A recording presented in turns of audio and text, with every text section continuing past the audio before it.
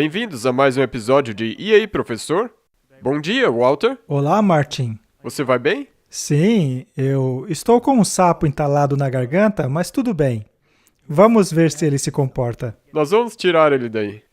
Então, nós falaremos sobre os concílios depois da reforma.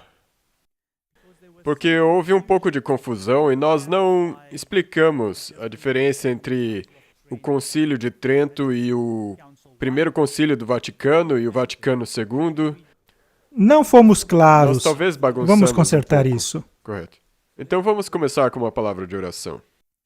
Nosso Pai Celeste, muito obrigado por ter nos dado a oportunidade de estudar a Tua Palavra e a história e colocar todas essas coisas em perspectiva. Pedimos que Tu nos abençoes e ilumine nossas mentes. Em nome de Amém. Jesus, amém. Veja só, Martin.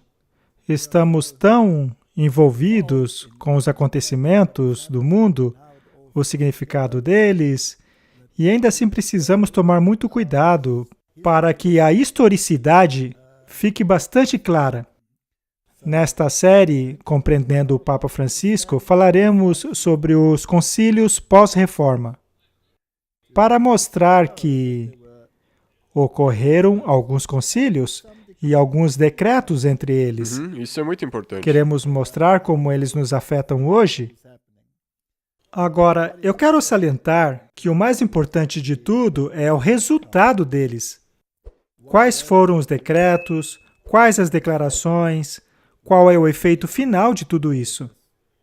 Este é o nosso foco, mas para que tudo fique bastante claro, voltemos um pouquinho na história. Vamos tentar colocar os eventos em sua sequência correta. Sim. Vamos começar com uma declaração do Espírito de Profecia. Ele foi retirado do livro O Grande Conflito. Lutero defendeu o Evangelho corajosamente dos ataques que vinham de todos os lados. A palavra de Deus provou-se uma arma poderosa em qualquer conflito. Com esta palavra, ele lutou contra o poder autoritário usurpador do Papa, assim como a filosofia racionalista dos acadêmicos.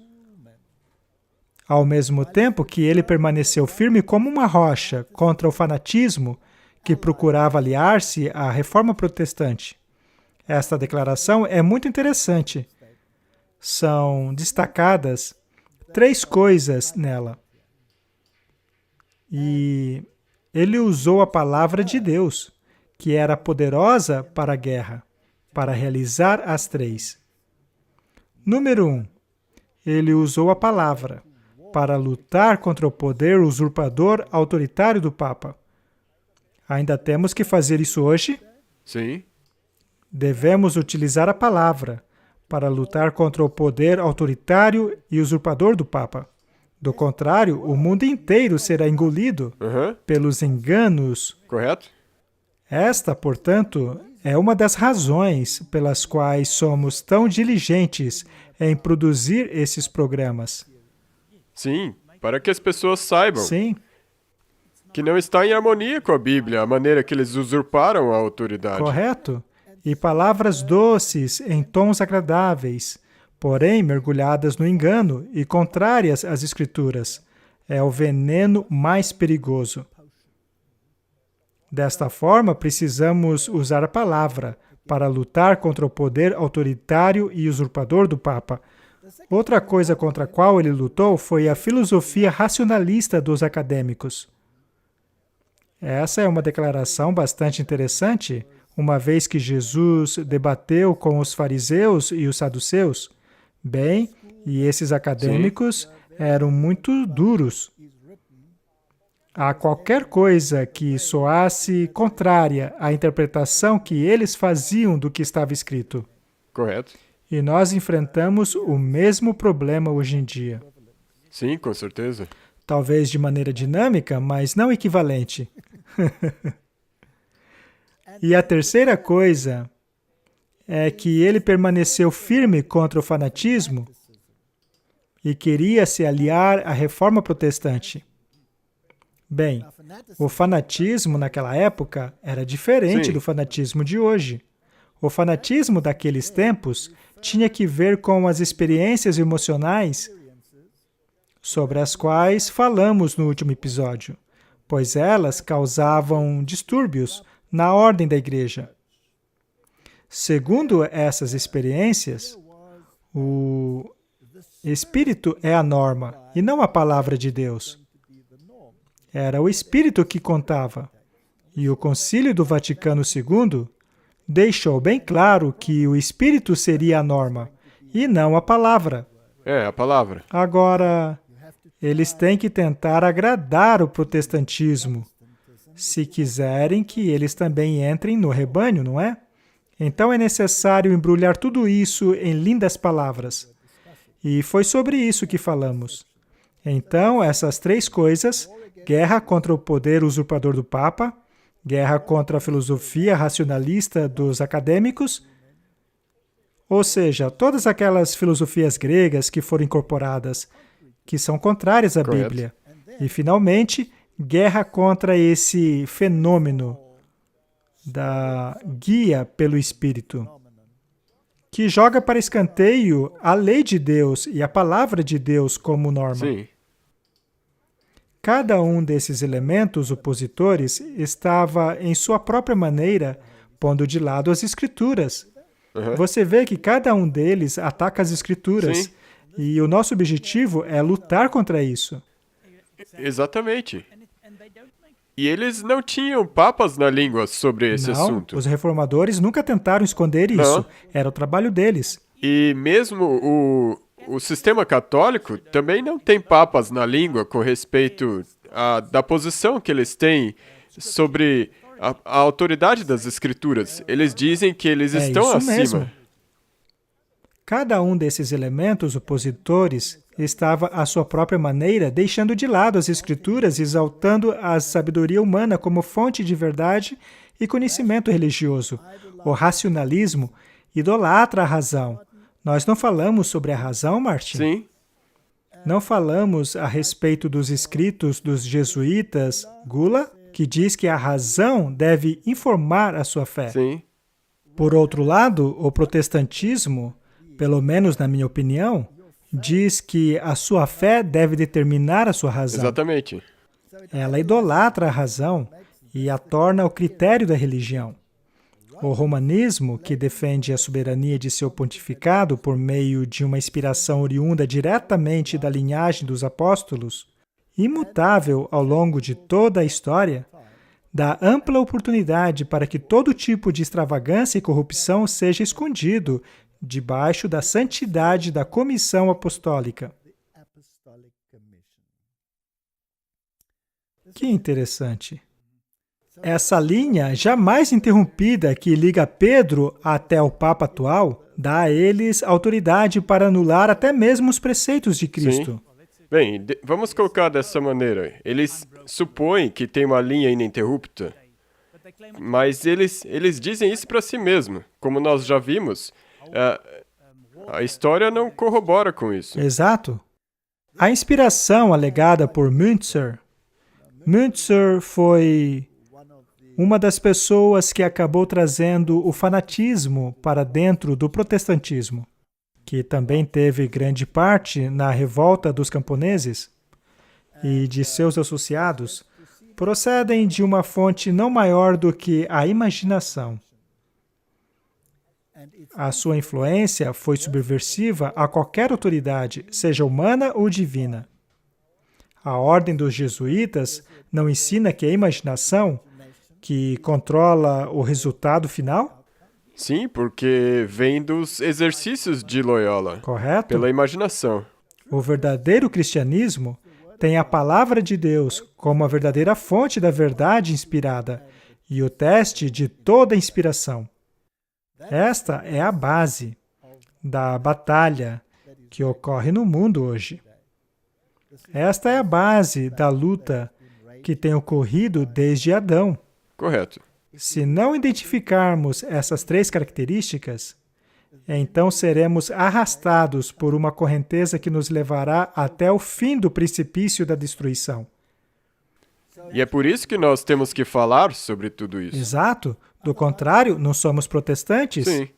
E protestamos contra o quê? Protestamos contra a obliteração das Escrituras. Por meio da filosofia e do fanatismo, no sentido antigo do termo. Sim, e se você não trazer isso à luz para essas pessoas, então você vai ser levado, mesmo dentro da sua própria denominação, que não é católica, porque você não vai perceber que, na verdade, eles estão ensinando doutrina Correto. católica. Dessa forma, vamos esclarecer a questão dos concílios, para que tudo fique historicamente correto. O primeiro concílio, depois da Reforma Protestante, foi o Concílio de Trento. O Concílio de Trento ocorreu em 1545 até 1563. Ele se deu em número de sessões, e às vezes haviam longos períodos entre elas. Obviamente, ele foi aceito pela Igreja Católica, sendo o concílio anterior o Quinto Concílio de Latrão, de 1512 a 1517, ou seja, antes da Reforma Protestante. O próximo concílio, que ocorreu após o Concílio de Trento, foi o primeiro concílio do Vaticano, mais de 300 anos depois, de 1869 a 1870. O Concílio de Trento foi convocado pelo Papa Paulo III. Também foi presidido por Júlio III, que na ocasião ainda era um cardeal, ele foi o co-presidente, e Pio IV. Aproximadamente 255 pessoas compareceram às sessões finais e o tema era Protestantismo e a Contra-Reforma. E o grande debate baseou-se nisso, a respeito da legalidade do protestantismo, sobre se ele era um movimento ou se ele era um protesto, e até mesmo se era uma rebelião. O Concílio de Trento decidiu que era uma rebelião, porque os protestantes não aderiram ao sola Escritura, uma vez que guardavam o domingo, que era baseado na tradição da Igreja Católica, e foi isso que o arcebispo de Reggio disse naquele concílio. E, como consequência dessa declaração, a reforma foi condenada como uma rebelião. Correto. E todas as doutrinas, especialmente a sola Escritura, justificação pela fé apenas, sola Christus, que as obras não têm nada a ver com a salvação, tudo isso foi rejeitado pelo Concílio de Trento. Foram aceitos 17 decretos dogmáticos, que discutiam alguns dos então disputados aspectos da religião católica, ou seja, eles confirmaram a posição católica, condenando a posição da Reforma Protestante. Isso ocorreu no Concílio de Trento. Mas o quão importante foi esse concílio? Bem, voltemos a Papa Francisco. Ele fez muitas declarações aparentemente contrárias ao Concílio de Trento. E muitos católicos conservadores estão bastante bravos por causa disso. Mas precisamos compreender como se joga esse jogo. O Concílio do Vaticano II foi realizado com o objetivo de trazer de volta os filhos rebeldes de volta ao rebanho da Igreja Católica. Para que isso ocorresse, precisaria haver algum tipo de concessão que parecesse comprometer a posição católica, mas que de fato não comprometesse. É por isso que precisamos prestar bastante atenção nas palavras que são ditas. Este é um vídeo muito interessante do bispo Schneider, no qual responde a uma pergunta a respeito dos erros de Lutero e sobre os comentários do Papa que aparentemente diziam que Lutero estava correto, o que, é claro, seria contrário ao Concílio de Trento. E a resposta é muito interessante. Vamos assistir e então comentar. Ele tem um sotaque alemão bastante pesado, mas eu sei que as pessoas vão entender. Sua Excelência, obrigado por estar aqui hoje. Minha pergunta é, já que a discussão é sobre heresia, um herege que vem à mente é Martinho Lutero. cujo aniversário de 500 anos da Reforma o Papa estará comemorando muito em breve. Numa entrevista recentemente no avião, o Papa disse que Martinho Lutero não teria errado na questão da justificação. Qual é a sua resposta à heresia de Lutero sobre a questão da justificação e os próximos eventos ecumênicos? E como os católicos tradicionais respondem aos relatos que estão surgindo? Já tivemos uma resposta infalível aos erros de Martinho Lutero, o Concílio de Trento.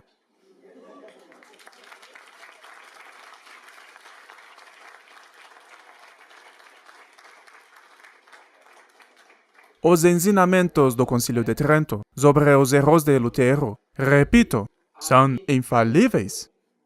Ex cátedra. E os comentários do Papa no avião não são ex cátedra.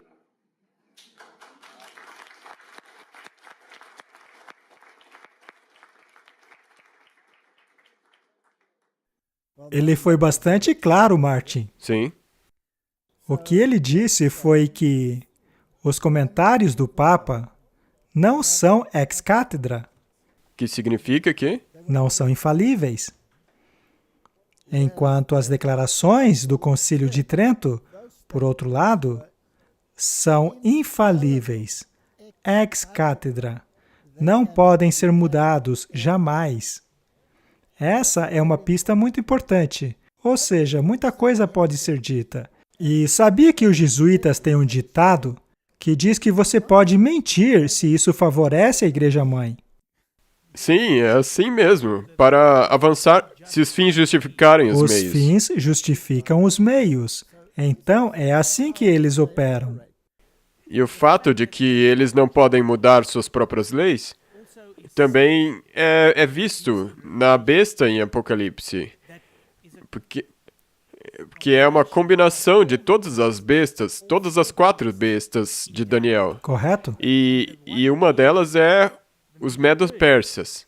E as leis deles eram imutáveis. Exato, não poderiam ser mudadas.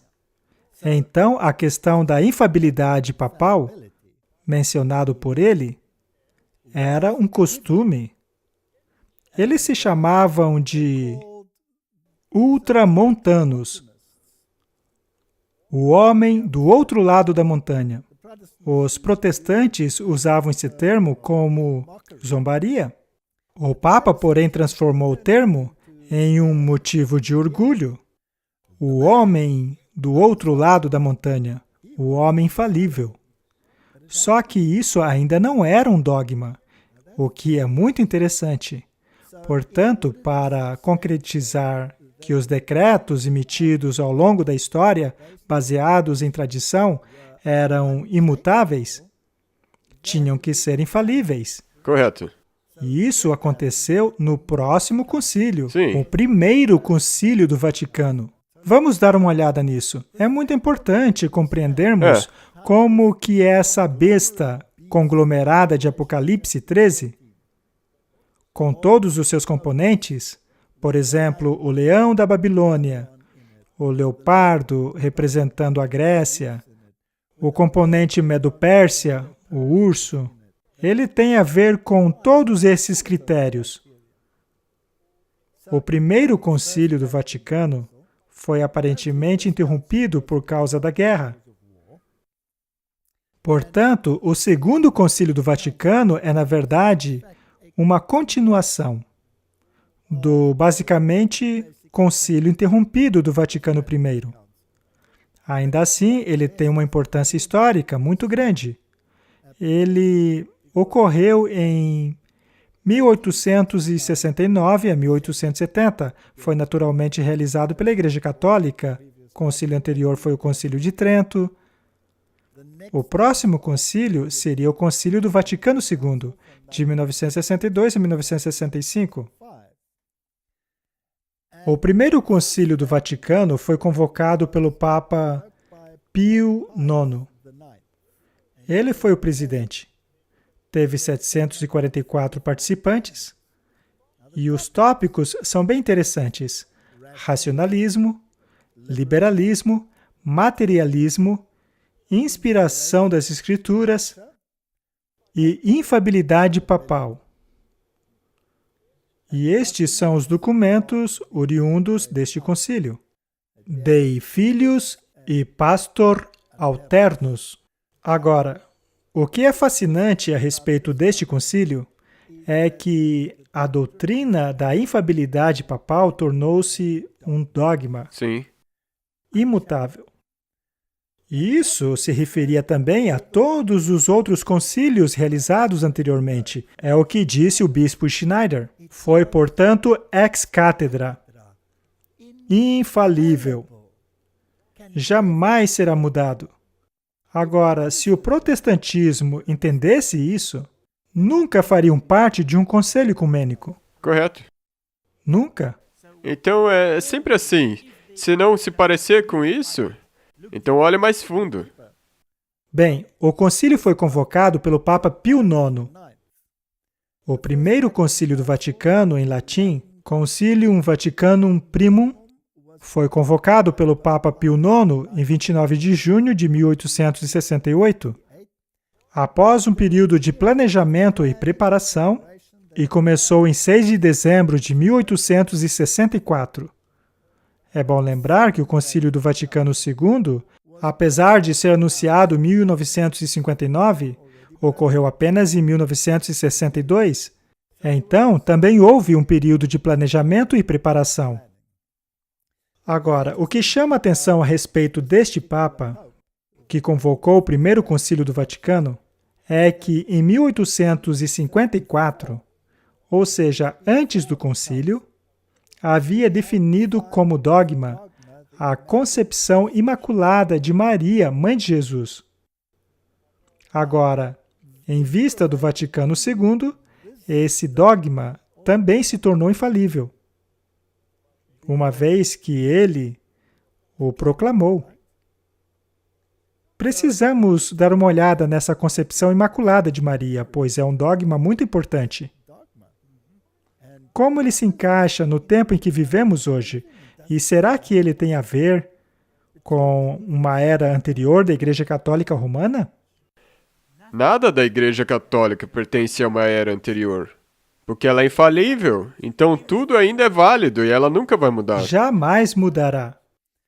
O espírito de profecia diz que essa igreja é um camaleão. Talvez eu deva esclarecer aqui. De acordo com eles são infalíveis. Exatamente.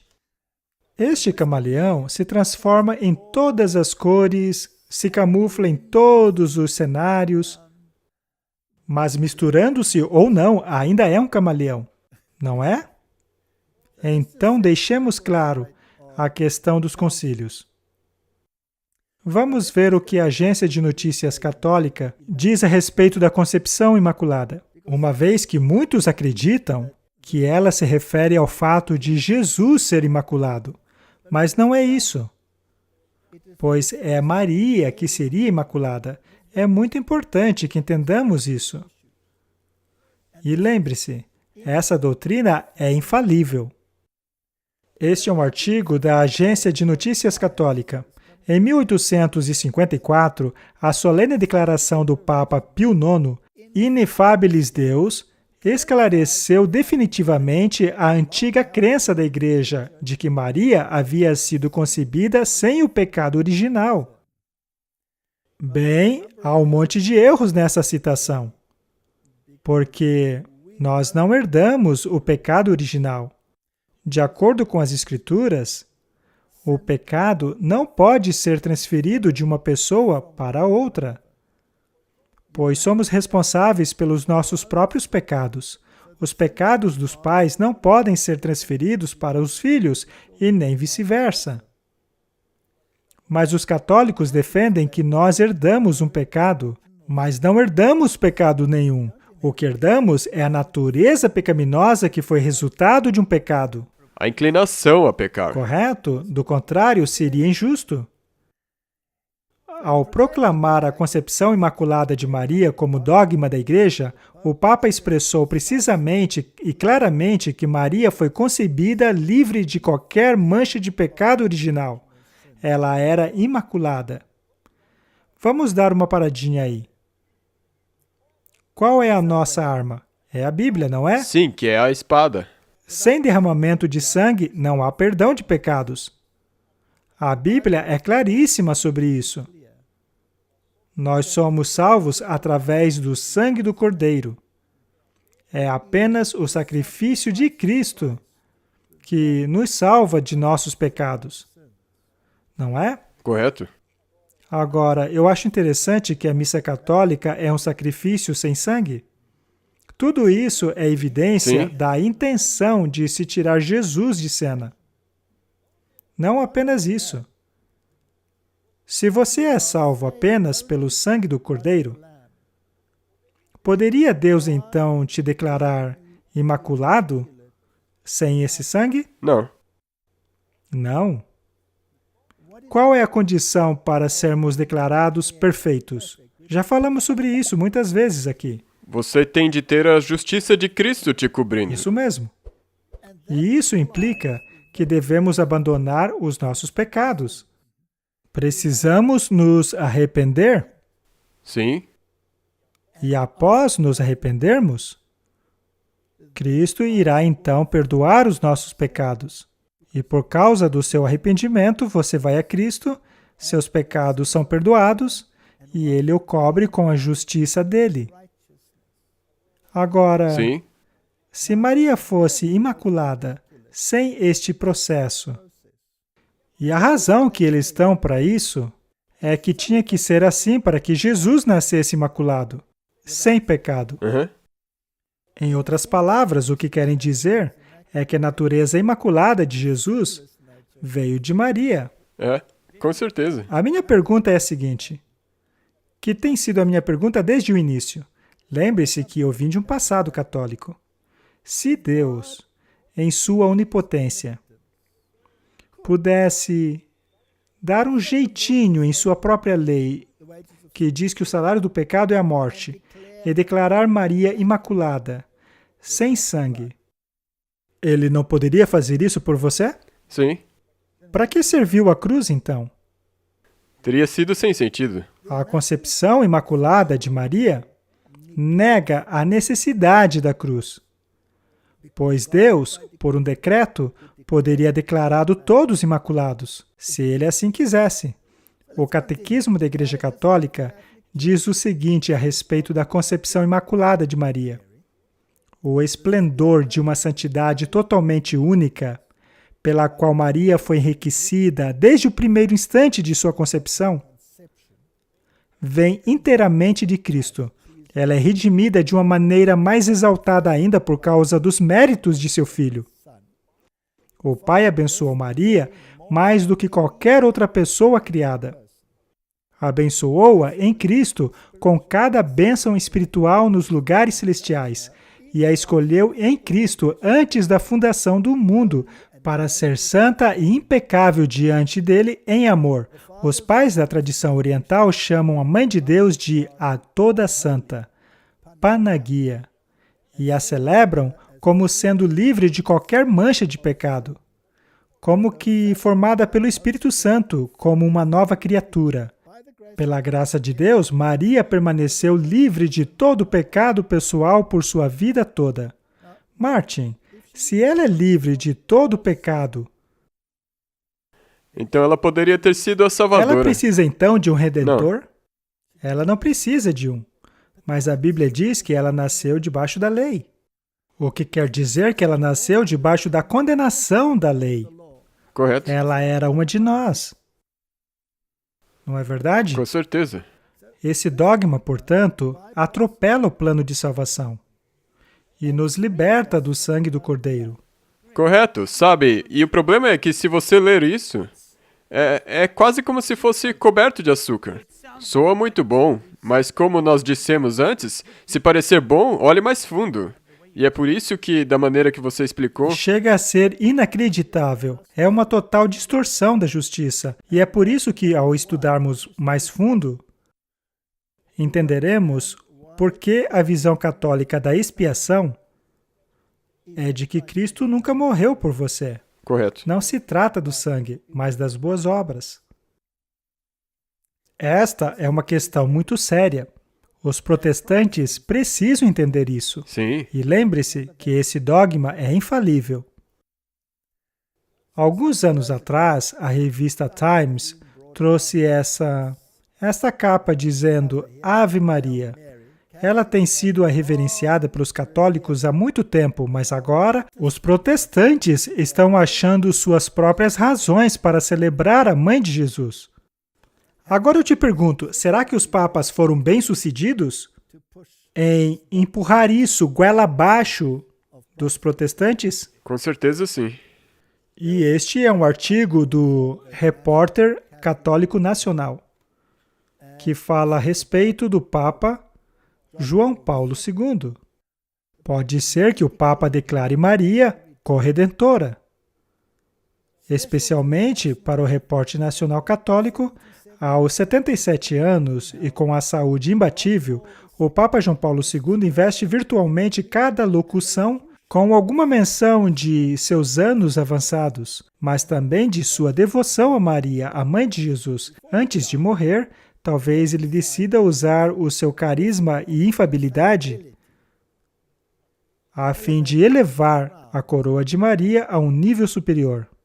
Ele então poderia tê-la declarado corredentora, mas isso nunca aconteceu, e a razão pela qual eu acredito que nunca aconteceu é porque isso poderia ter dado um fim ao movimento ecumênico. Os protestantes provavelmente... Assim eles... Martin, faça isso de novo.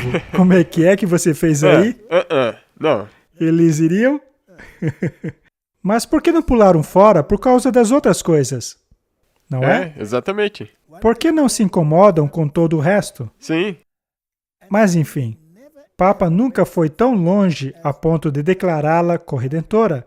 Há um artigo na revista em que dizem corredentora, mediatriz de todas as graças. Isso faz dela uma corredentora e também uma comediadora. Isso é incrível. Mas o ponto aqui é que ele não chegou a esse ponto. Nunca usou a sua assim chamada infabilidade. Porém, a essência do que ele disse permanece a mesma. Vamos dar uma olhada nisso. correto. É bastante importante. Bem, eu tenho um livreto aqui comigo. É uma cópia, não é original. Nós agora vamos estudá-lo, até certo ponto. Isso nos traz até o Vaticano II. O Papa João Paulo II foi um Papa posterior ao Vaticano II. Vejamos as datas do Concílio do Vaticano II. Ele ocorreu de 11 de outubro de 1962 a 8 de dezembro de 1965.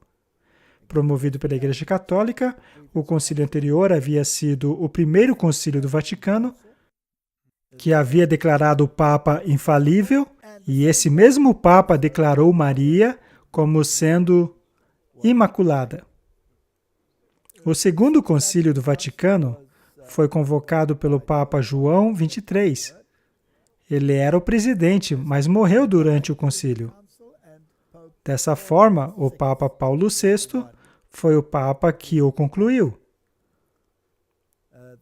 Cerca de 2.625 pessoas compareceram ao concílio, e seu objetivo foi terminar as tarefas não completadas do Vaticano I, assim como a empreitada ecumênica para atingir as necessidades do mundo moderno.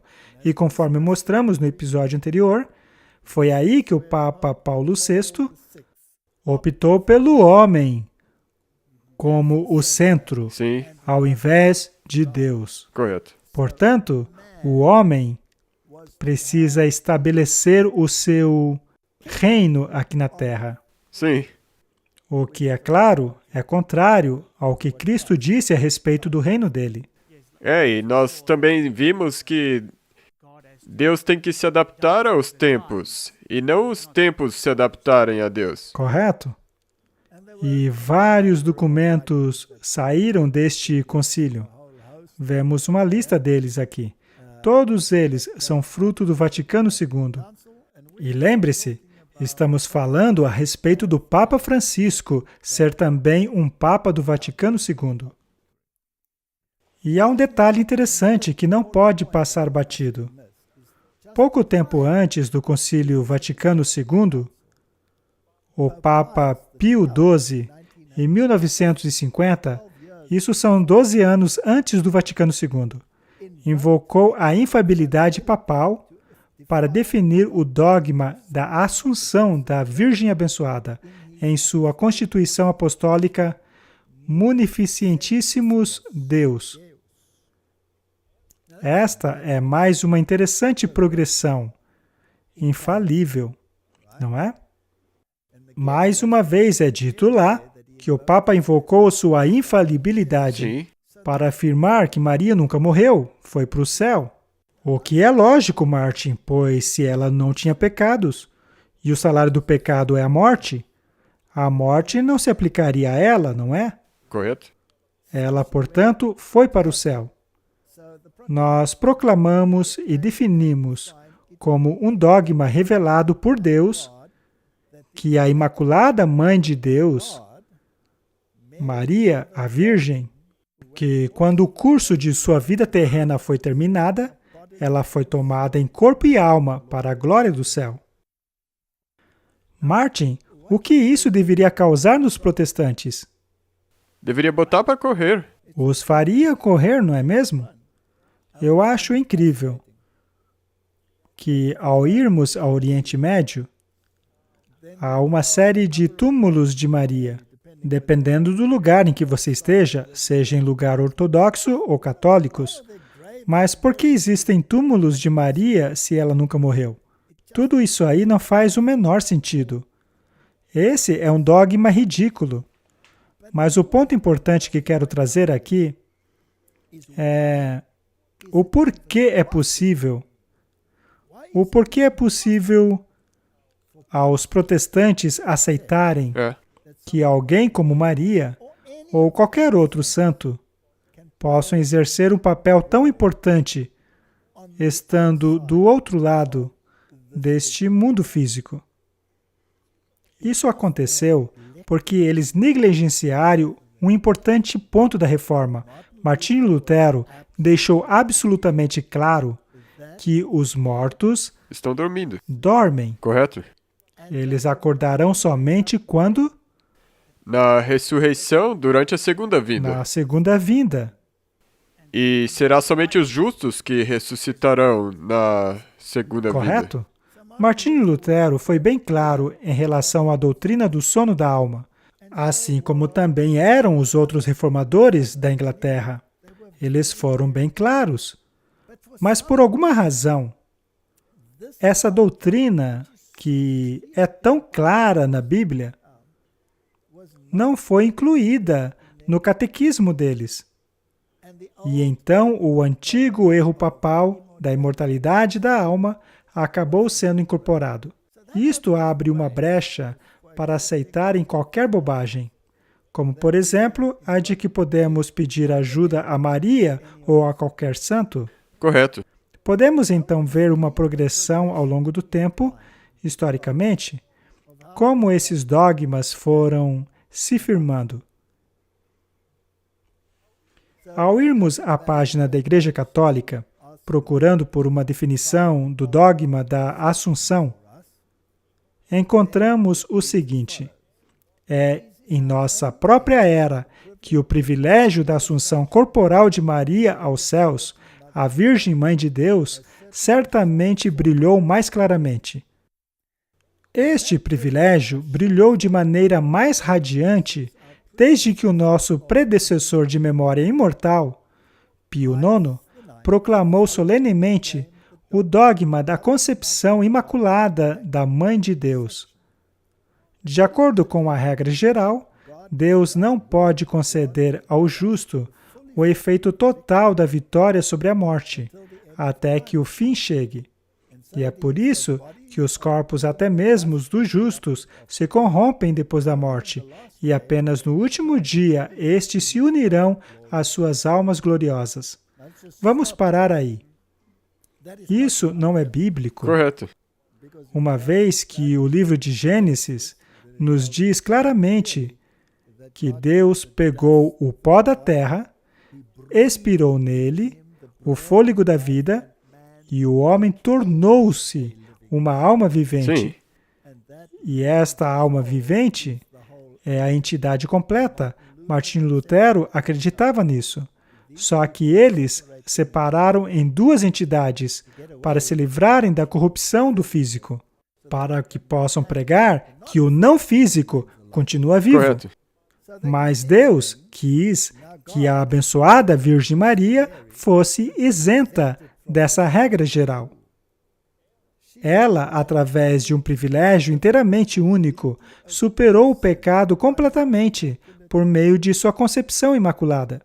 Ela não precisa de redenção, Martin. E como resultado disso, ela não estava sujeita à lei de permanecer na corrupção da sepultura. E ela não precisou aguardar até o fim dos tempos para a redenção de seu corpo. Acho que eles se confundiram ao dizer que ela é a única nesse quesito. Correto. Afinal, Moisés não está no céu, ele foi ressuscitado. E quanto a Elias e Enoque? Eles foram para o céu sem ver a morte. Sem passar pela morte. Nós já falamos sobre isso.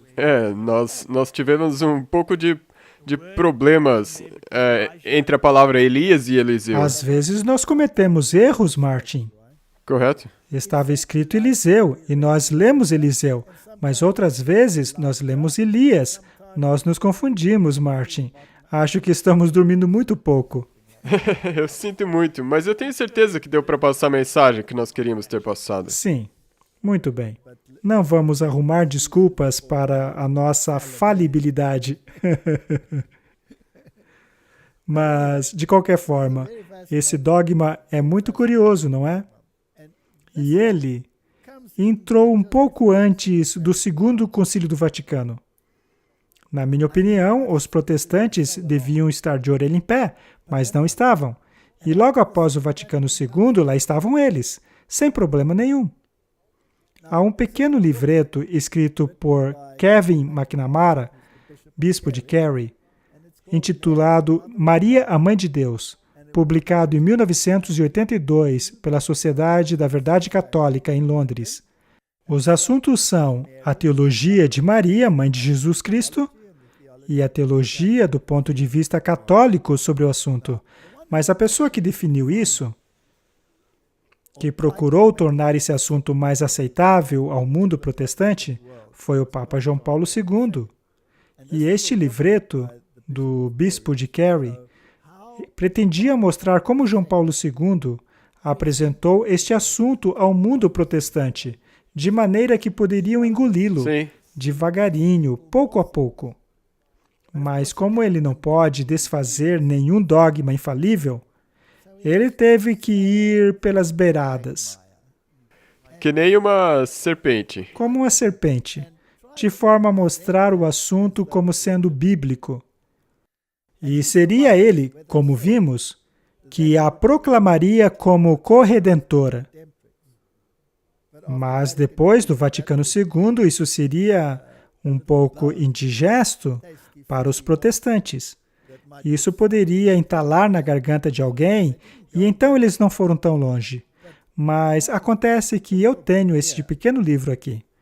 E creio eu seria útil lermos algumas das coisas que estão escritas aqui, já que todas elas foram baseadas nos discursos do Papa e de seus escritos.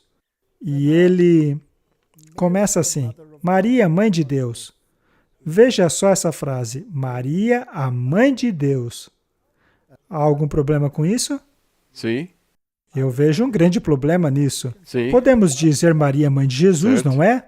Mas nós sabemos que Jesus também é Deus, não é? Sim.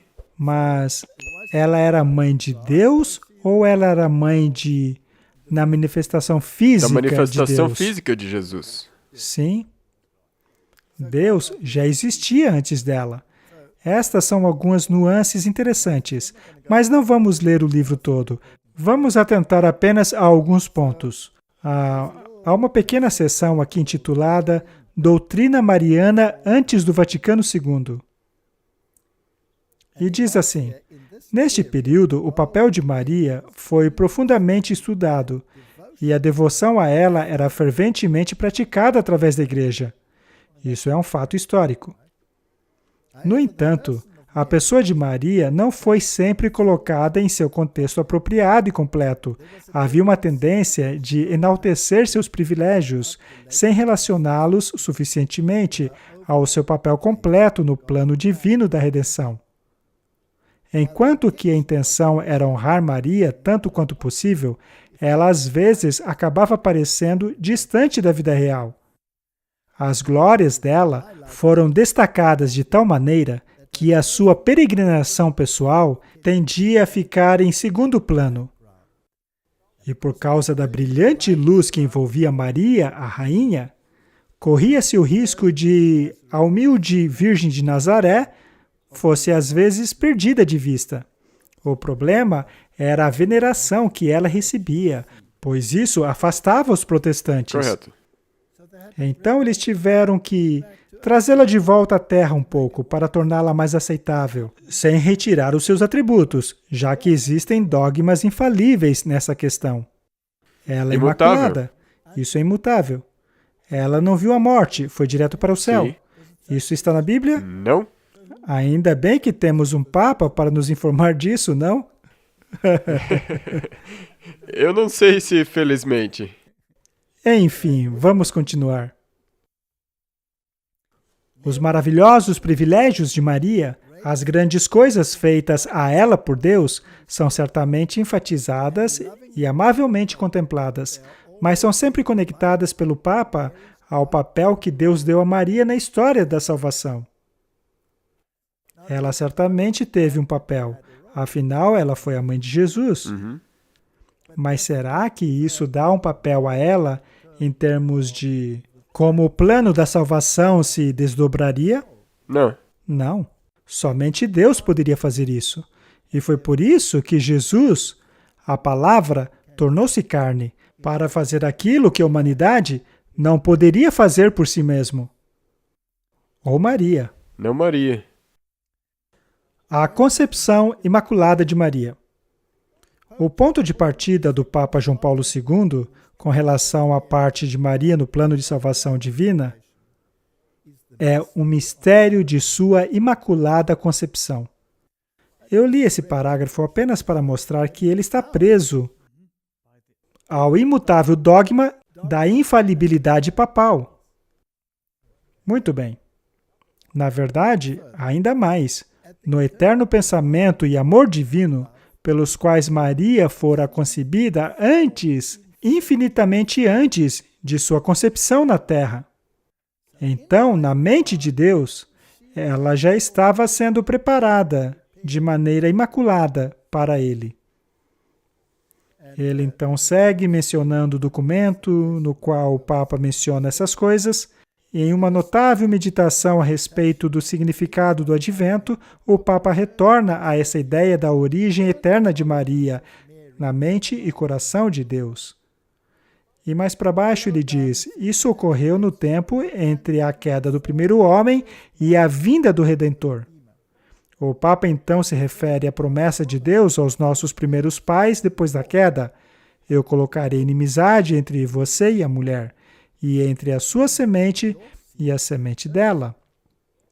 Ele ferirá a sua cabeça e você ferirá o seu calcanhar. Não é interessante que ele cita a versão correta do De verso? maneira correta, sim. Acontece que a Bíblia do Ei, que é a versão jesuíta, diz que ela esmagará a cabeça.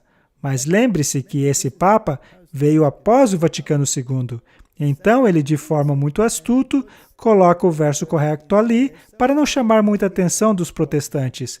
Vê como é importante entendermos a maneira de pensar deles? E não se esqueça que o nosso foco é compreender o Papa Francisco. Sim. Portanto, quando ele diz a um repórter durante um voo que Martinho Lutero não estava errado quanto à justificação, isso não está de acordo com o Concílio de Trento, mas o que ele disse no avião não é ex-cátedra, não é infalível, é apenas um comentário sem importância, não é? É assim que é, Você sim. vê? Precisamos deixar isso bem claro. E ao continuarmos, é dito, Cristo sempre foi um filho da mulher. A escolha de Deus por Cristo estende a todos os irmãos e irmãs, mas em primeiro lugar a Maria. Portanto, fica claro que ele está dando uma posição especial, elevada a Sim. Maria.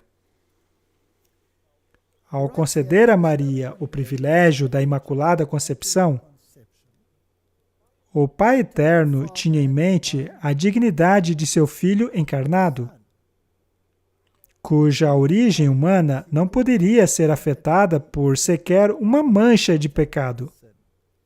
Isto é impressionante. De onde é que Jesus teria recebido a sua natureza única sem pecado? De acordo com eles, Da mãe dele. de sua mãe, não de seu pai. É. Isso soa muito parecido com a mitologia pagã.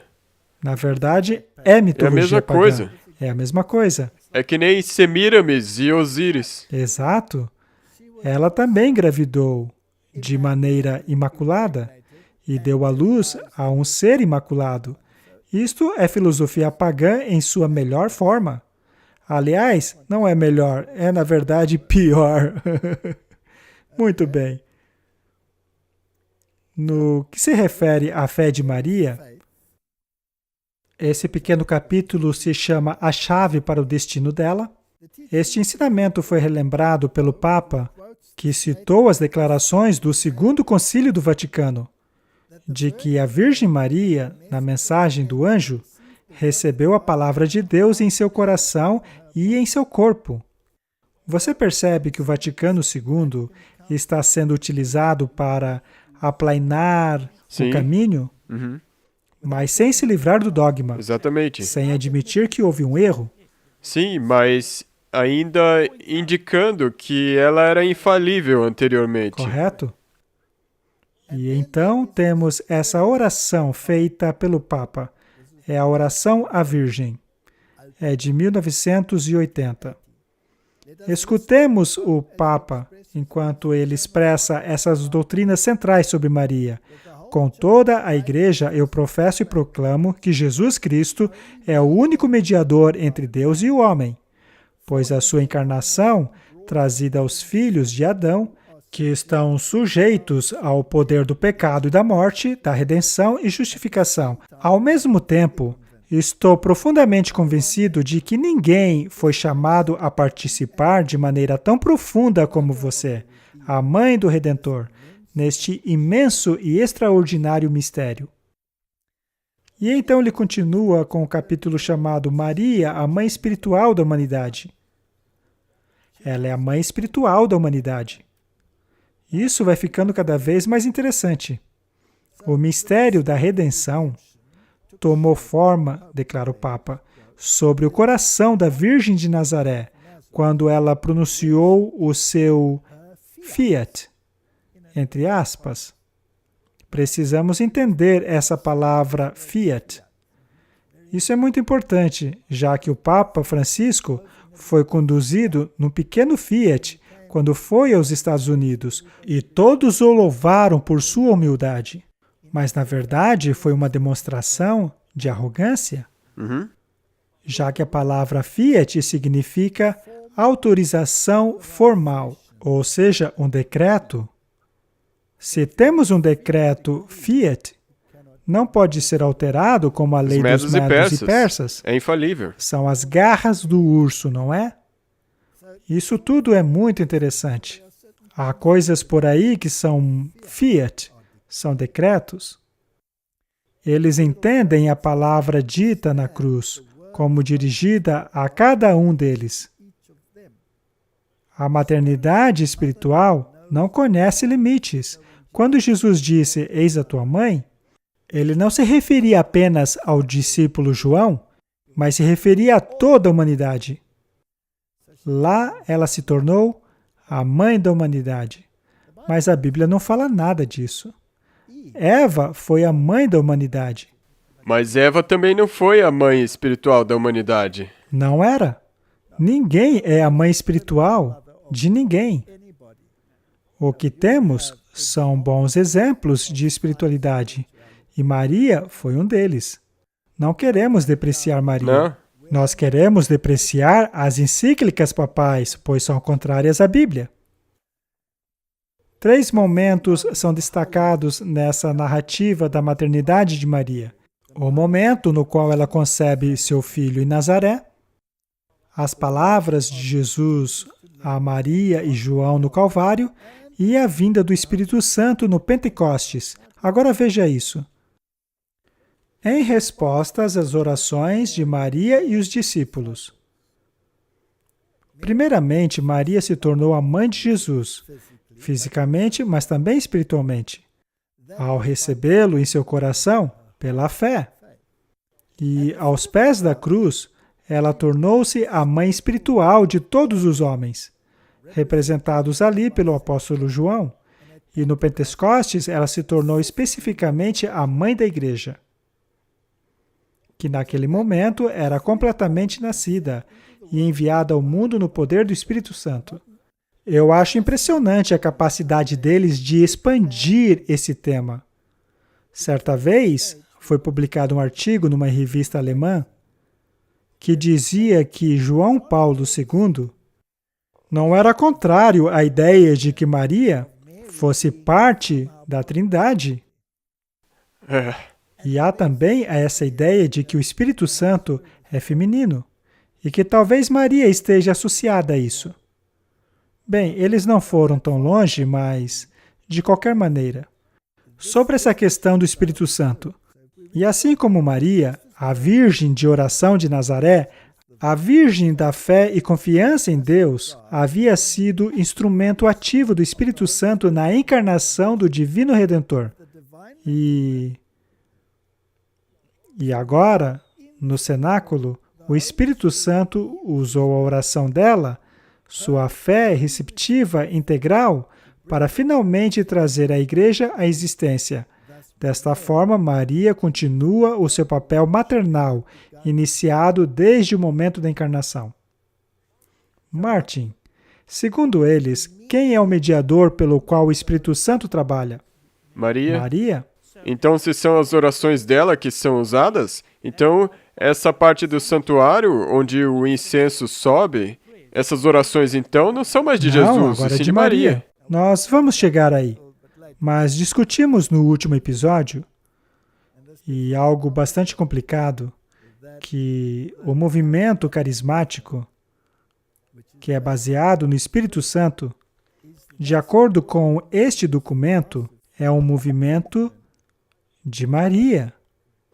Agora, de uma certa maneira, Maria é a negação do que Deus disse, pois Deus disse que o salário do pecado é a morte, e que todos pecaram e foram destituídos da glória de Deus. Sim. Não há um justo sequer. Não há sequer um. Maria nasceu debaixo da lei, ou seja, debaixo da condenação da lei. Ela tem tanta necessidade de redenção como qualquer outra pessoa. Sim. E vimos que o papado negou tudo isso e fez dela a mediadora do Espírito Santo. Agora eu pergunto, quando a Bíblia diz que a Babilônia dos fins dos tempos será um lugar cheio de pássaros detestáveis, o pássaro é um símbolo do Espírito Santo, mas é um pássaro puro. Portanto, o pássaro imundo é o espírito imundo. Não seria isto a manifestação do demônio? Aham. É interessante. É. E como você disse, nós discutiremos isso. Isto concerne aos protestantes. Sim. A respeito de Maria, aos pés da cruz, ele diz: é importante lembrar que o Papa, neste e em todos os seus ensinos marianos, que está de acordo com o Vaticano II, e evita completamente o uso do termo corredentora neste contexto. Ele está neste livro. Então é por isso. Ele evita, mas o pensamento está aí.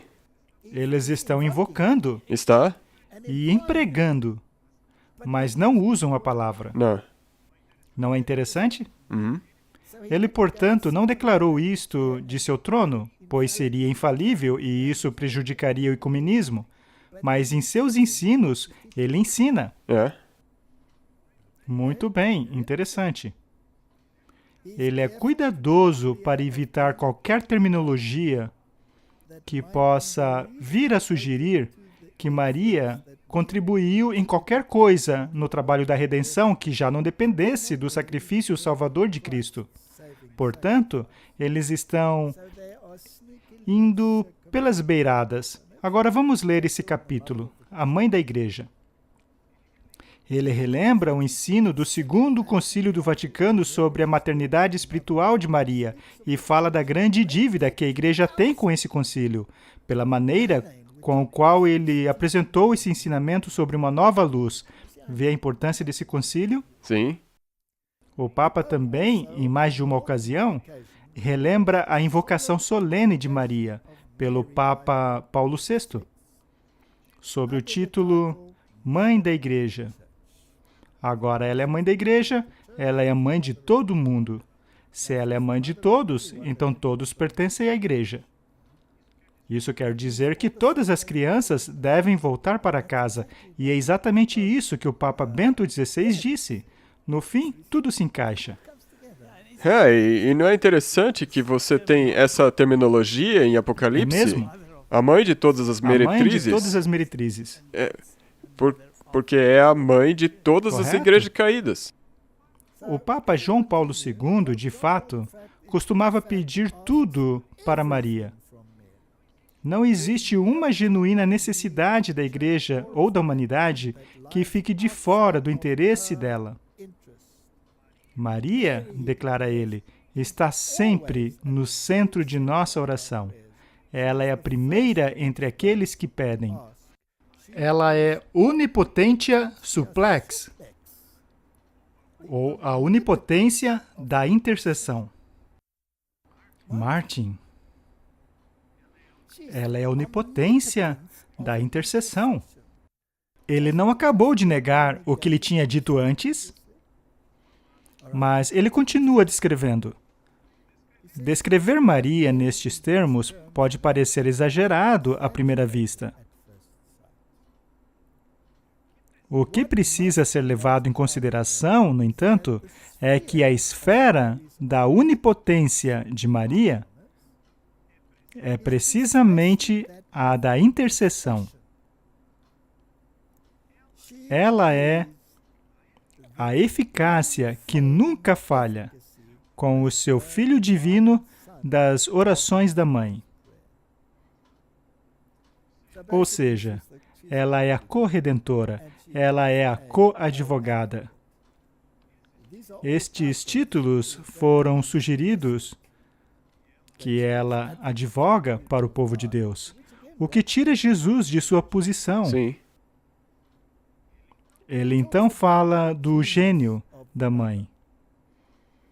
Eu me lembro que Madre Teresa disse, sem Maria, sem Jesus. É. Bem, eu acho que isso resume tudo, não? Exatamente. Eu gostaria de lembrar a Madre Teresa de Calcutá, que é ao contrário, sem Jesus, sem Maria. Pois foi Jesus que a criou em primeiro lugar. Sim. Muito bem. De acordo com o Segundo Concílio do Vaticano, Maria ocupa um lugar na Igreja que é o mais alto depois de Cristo e também o mais perto de nós. E ele cita Numen Gentium, página 53. Mas devemos enfatizar que isso não significa que devemos considerar Cristo como distante, em contraste com Maria, que está próxima. A própria Maria é parte do mistério de Cristo e de sua redenção. Nela, Cristo está presente como filho da mulher. Cristo não existe separado dela. Isso tornou-se um dogma, o que é absolutamente incrível. Martin, se você precisasse promover uma doutrina como essa com relação à sua mãe, seja você um homem bom ou um homem mau, é apenas uma hipótese. Será que a sua mãe está intimamente envolvida em qualquer decisão que você tome em sua vida? Não. Não. Ela pode ter lhe dado um bom fundamento, mas não é ela que, no fim das contas, toma as decisões. Quem faz a decisão? Mas aqui é como se Jesus... Como se ele não pudesse escolher nada se não fosse por sua mãe. Pois é. E é por isso que muitos círculos católicos romanos chegaram à conclusão que ninguém chega ao Pai senão por Jesus. Mas ninguém chega a Jesus senão por Maria. E aí você tem um problema, pois cria-se um outro mediador. E existem literalmente centenas de declarações papais, assim como dos pais da Igreja, que exaltam Maria a esta posição. E nada do que estou lendo aqui nega isto de qualquer maneira. O Papa afirma repetidamente que o gênio da mãe é o gênio do coração. Uma mãe, diz ele, é o coração personificado, e esse gênio é expresso em amor, e é por isso que Maria, como mãe, é chamada a guiar todos para o Redentor, a fim de testemunhar a ele, mesmo sem palavras, apenas com amor, no qual o gênio do coração é expressado. Ou seja, todo mundo é levado a Deus por Maria. Isso está na Bíblia, Martin? Não mesmo. O que nós estamos lendo aqui é o pensamento a respeito de Maria depois do Vaticano II.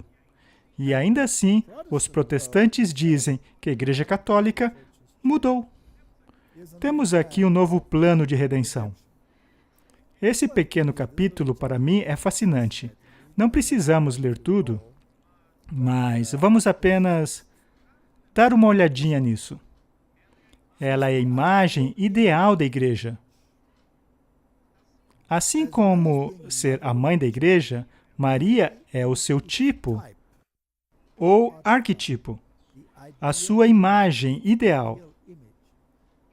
Isso tem sido destacado pelo Vaticano II. Você vê como o concílio é citado toda hora? Exatamente. Não negando nada. Na verdade, Nada. até realçando. Também é um ensino do Papa João Paulo II. Assim como qualquer mãe, destaca ele, transmite a sua própria aparência a seus filhos, assim há uma profunda lembrança entre Maria e a Igreja. Maria é, portanto, o primeiro fruto e a mais perfeita imagem da Igreja. Martin. Fomos criados à imagem de quem? De Deus. Devemos refletir a imagem de quem? De Jesus. Quem eles refletem? Maria. Maria. Então, o nível que você precisa alcançar não vai além do que é do homem. Correto. Eles escolheram o homem, totalmente o homem. E ao se utilizarem e invocar Maria desta maneira, o homem se torna o seu próprio Redentor. E o sangue do Cordeiro é descartado. Essa doutrina é muito séria. Ela é o arquetipo, o protótipo da futura igreja glorificada. Martin, isto rouba a posição de Cristo. Isto o nega. Se os protestantes lessem isso, eles compreenderiam por que o mundo está caminhando na direção em que caminha. Agora, ouça isso daqui. De fato, o Papa afirma que tanto Maria como a Igreja devem gerar e formar Cristo aqui na Terra. Posso ler isso de novo? Na verdade, o Papa afirma que tanto Maria como a Igreja devem gerar e formar Cristo aqui na Terra. Maria deu o Senhor para o mundo, realizando o tipo da Igreja nela mesma, pela primeira vez. E a Igreja, por sua vez, seguindo Maria, continua a manifestá-lo para o mundo, para moldá-lo nos corações dos homens. Essa é uma questão muito séria. Eu sei, eles elevam ela tão alto. Que é quase como se Jesus fosse rebaixado. Exatamente. Sem ele, não podemos fazer nada.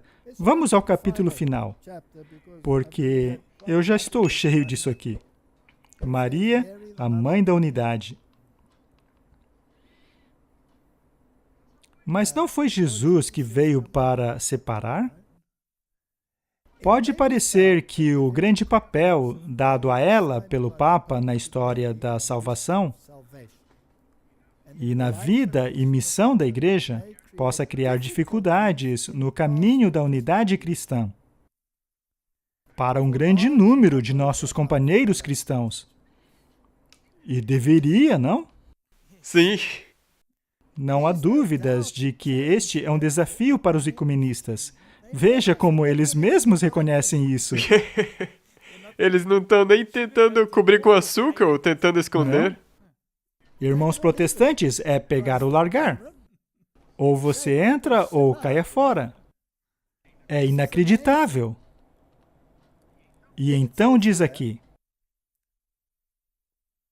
que devem devotar mais atenção no papel de Maria, que, por uma razão ou outra, devotaram até agora. É certo que há fortemente bíblica qualidade da doutrina e devoção mariana do Papa, e sua ênfase na total dependência de Maria a Cristo deveria facilitar que cristãos e a tradição reformista encontrem um terreno comum.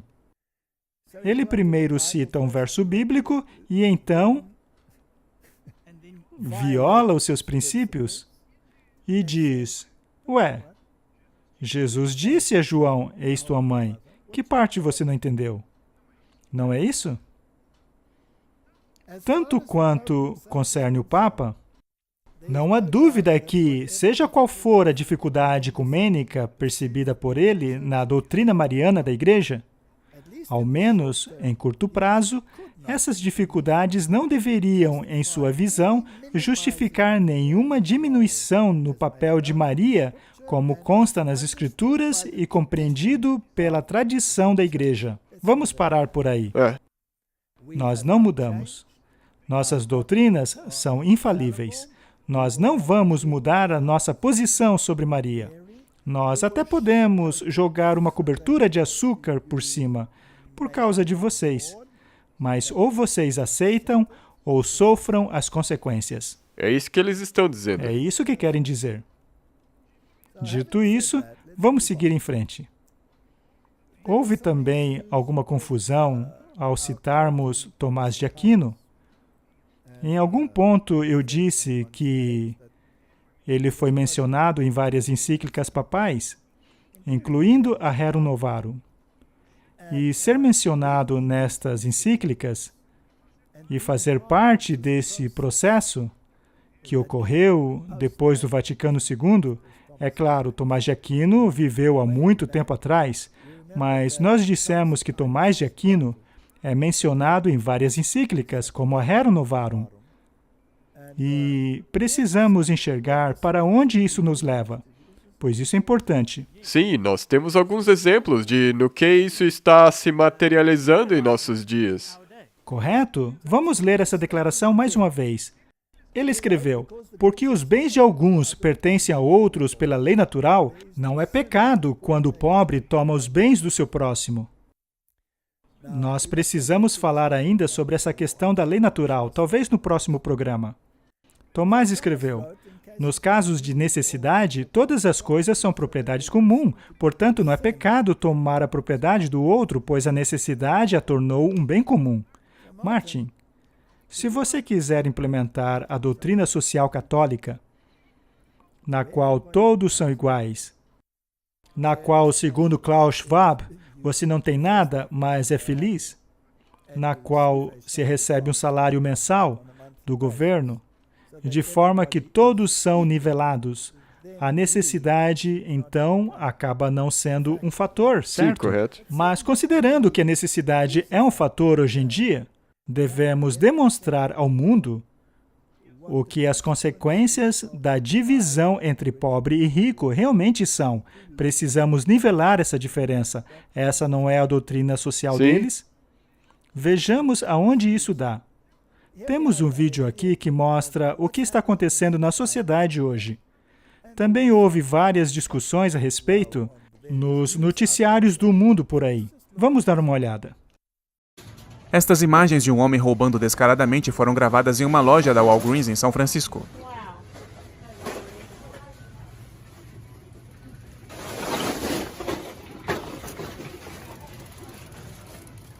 Inacreditável. 17 lojas da Walgreens foram fechadas na área da Baía de São Francisco porque eles não conseguem ganhar dinheiro. Porque qualquer um pode entrar e roubar o que quiser e não é mais crime. Então a Walgreens está dizendo, estou fora. Os promotores de São Francisco e de vários outros lugares através do estado da Califórnia, por exemplo, mas não apenas lá, não mais acusam a ladrões de loja. Então as pessoas roubam o que querem. A loja está fechando, devido ao que os jornais locais estão chamando de uma onda desenfreada de roubo a lojas. E olha isso, apenas 15 minutos depois de uma equipe de TV ter aparecido nessa farmácia, nós encontramos esse cara, pulando para dentro do balcão, pegando um colchão inflável e deixando a loja na sua patinete. Nenhum questionamento, ninguém o impedindo. Um homem neste vídeo disse que cenas como estas são vistas diariamente.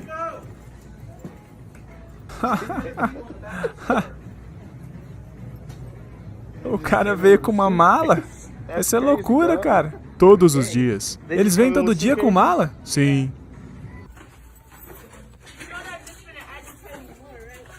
I don't care.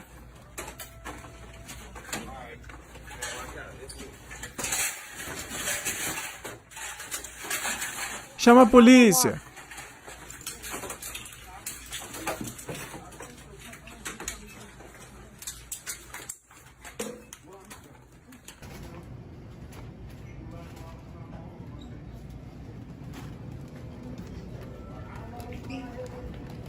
That's all. We're close right now. We're close right now. You better stop. You better stop. This is America. You better stop. Move. Like the way, y'all. For real. I just come outside. Somebody come outside. So watch out, please. Stop hurting him. You dumbass. You don't know what you're doing. You're supposed to hurt him. Yeah. Please get out of here. Oh my God. Hey, watch your head. Come on, brother. Come on, brother. Come on, brother. Come on. Come on. E para deixar claro, não é que os americanos se tornaram mais propensos a roubar. É que agora roubar é permitido. E quando você permite alguma coisa, você tem mais disso. Martin? Vamos dar uma olhada nisso com mais detalhes. Nós já entendemos qual é o ensino social da Igreja Católica. Já vimos também que os doutores dela contribuíram para isso, em termos dessa doutrina, Sim, como a de correto? Tomás de Aquino. Agora, esta é uma maneira muito inteligente de implementar o sistema que eles querem. É a dialética hegeliana. Primeiro você faz a distância entre pobre e ricos se tornar gigantesca, de maneira que pessoas como Bill Gates e outros possuam bilhões e outros não têm nada. E aí você faz com que as tensões sociais aumentem. E essa não é uma questão racial, ela cobre a questão econômica, não importa de qual raça você seja. E então cria-se essa tremenda tensão. E finalmente chegamos ao ponto em que a necessidade torna qualquer bem um bem comum. E se permite o roubo, o que enfurece as pessoas. Correto? Algumas ficam bem furiosas, especialmente quando acontece na sua própria casa, ou quando alguém aponta uma arma para você. É. E qual é a solução disso? Vamos pôr um fim a essa grande distância. Vamos nivelar. Uhum. Aí acabamos com o problema. Então, primeiro você cria o problema, Sim. para depois apresentar a solução. E aí você tem o controle total Correto. sobre cada aspecto. E a Igreja Católica Romana está arrastando o mundo nessa direção pelo nariz. É. As pessoas estão tão envolvidas nessa crise porque todo mundo faz parte dela.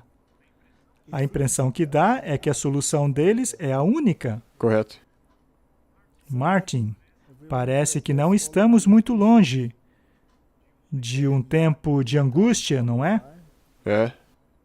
E a Bíblia diz, e é interessante que o título na King James diz, o tempo do fim. É.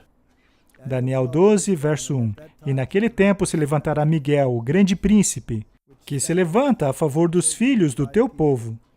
Já falamos sobre esse verso antes. Quando ele se levanta, é o fim do tempo de graça.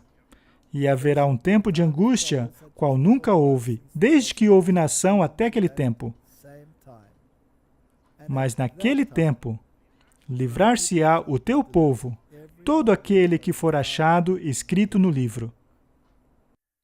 Martin, se você quer o aumento da criminalidade, deixe de pagar a polícia. Correto? Vamos criar este período de tumulto para que consigamos introduzir a legislação que queremos. Mas antes de fazer isso, vamos colocar alguns controles para podermos controlar precisamente quem pode comprar e vender. Sim. E também é importante relembrar que o que nós mostramos, de onde vem? Vem de Roma. Vem de Roma. Então, qualquer coisa que você vê acontecendo no mundo agora, é o sistema da besta que está dirigindo Correto. isso. E há tanta gente que quer colocar a culpa em outras pessoas. Exatamente. Ou é um problema racial, ou dos judeus, ou Um problema dos democratas ou republicanos. um problema político. Só que não, é um problema romano. Sim.